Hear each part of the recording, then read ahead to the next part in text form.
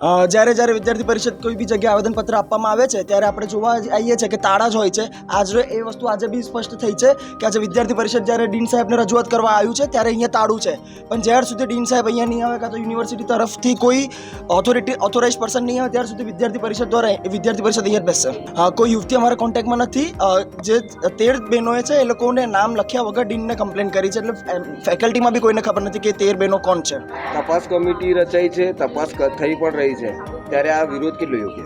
તપાસ થઈ રહી છે પણ તપાસ કમિટી છે ને 7 દિવસ પછી બેસવાની છે, કારણ કે તપાસ કમિટીના જે હેડ છે HOD છે એ મેડમ 7 દિવસ પછી આવવાના છે. એટલે પણ તપાસ કમિટીની રાહ થોડી જોવાની હોય. બહેનોને ન્યાય તો મળવો જોઈએ ને. તમને ખબર છે આ ફરિયાદ ક્યારે થઈ હતી? પરમ દિવસે આ ફરિયાદ થઈ હતી. હા, એનું કારણ શું હોઈ શકે કે પૂરી સિક્યોરિટીઝ નથી મળી રહી, સિક્યોરિટી કેમેરાઝ નથી મૂકી રહ્યા.